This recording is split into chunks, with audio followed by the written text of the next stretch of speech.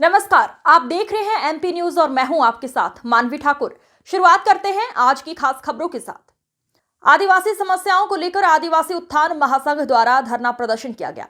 जबलपुर के माल गोदाम चौराहे पर स्थित राजा शंकर शाह रघुनाथ शाह प्रतिमा स्थल के समक्ष बड़ी संख्या में आदिवासी समुदाय द्वारा उपस्थित होकर आदिवासी उत्थान महासंघ के बैनर तले विशाल धरना प्रदर्शन किया गया, जिसमें जानकारी देते हुए पदाधिकारियों ने बताया कि सिहोरा स्थित ग्राम हरगढ़ में आदिवासियों की जमीन प्रशासन द्वारा लेकर वहां पर औद्योगिक क्षेत्र बनाया जा रहा है, जिस पर वहां पर रह रहे आदिवासियों को इसके एवज में मुआवजा एवं अन्य जगहों पर जमीन सरकार द्वारा नहीं दी जा रही है। इसके संबंध में राजधानी भोपाल में मुख्यमंत्री निवास स्थान पर जाकर चर्चा भी की गई, किंतु अभी तक समस्या का हल नहीं हुआ है। इसके अलावा आदिवासियों को कृषि कार्य करने हेतु जमीन के पट्टे भी सरकार द्वारा नहीं दिए जा रहे हैं एवं आदिवासियों के ऊपर अत्याचार दिनों दिन बढ़ रहे हैं। वो यही विषय है कि आदिवासियों के ऊपर हमेशा अत्याचार चलता आ रहा है और चल रहा है। उसकी ज़मीन की छीनने की प्रक्रिया हमेशा बढ़ती जा रही है। इसमें कोई भी कमी नहीं आ रही है, इसलिए हम लोगों ने आज इस पर धरना प्रदर्शन रखा है और उसके लिए ज्ञापन भी रखा है कि उनकी ज़मीनों को संरक्षित किया जाए सरकार द्वारा और प्रशासनिक अधिकारी द्वारा।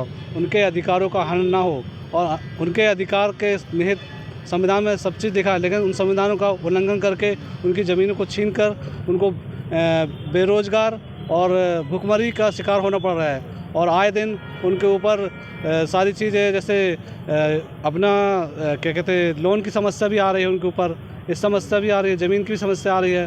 तो कहाँ तक वो लड़ पाएंगे? बेचारे अनपढ़ गरीब कहाँ तक लड़ पाएंगे? वहाँ पे वन विभाग में जो ज़मीन है 105 एकड़, उसमें 1500 परिवार हैं, जिसमें से 500 बेरोजगार लड़के हैं, तो वो कहाँ से कर पाएंगे?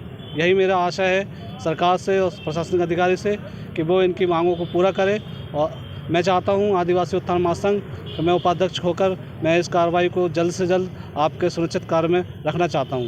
धन्यवाद। नाम बताओ। राजू खतेल, उपाध्यक्ष आदिवासी उत्थान महासंघ। आज आदिवासी उत्थान महासंघ के तत्वाधान में आदिवासियों की जन समस्या को लेकर विशाल धरने का आयोजन किया गया है। इसी क्रम में हमारे माननीय मुख्यमंत्री महोदय के नाम पर ज्ञापन सौंपा जाएगा।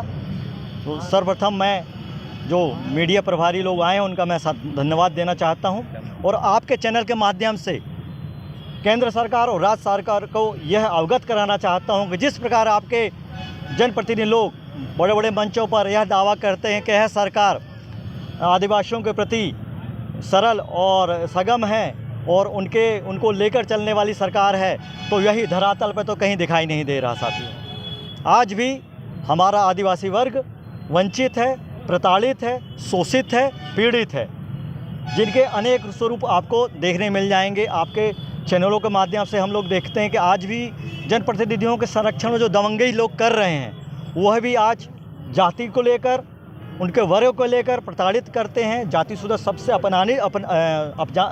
अपमानित करते हैं और उनकी बहू बेटियां आज भी असुरक्षा महसूस करती हैं। तो मैं माननीय कलेक्टर महोदय, माननीय राज्यपाल जी और मुख्यमंत्री महोदय से निवेदन करता हूं कि हमारे आदिवासी वर्ग के संरक्षण के लिए और जो आपके द्वारा चलाई गई समाज हितकारी योजनाएं हैं उनका क्रियान्वयन के लिए उचित कठोर कार्रवाई करने का पात्र। मेरा नाम धर्मेंद्र गौटिया, प्रदेश महासचिव आदिवासी उत्थान महासंघ। जय जोहार। के तत्वाधान में विशाल धरने का आयोजन किया जा रहा है। इसमें जो तहसील सिहोरा के अंतर्गत ग्राम पंचायत हरगढ़ है, वहाँ पे 1980 में जो कृषि कार्य कर रहे थे उनको जो ज़मीन प्रदान की गई थी आदिवासियों को, वो ग्राम सभा में प्रस्ताव के माध्यम से पारित की गई थी।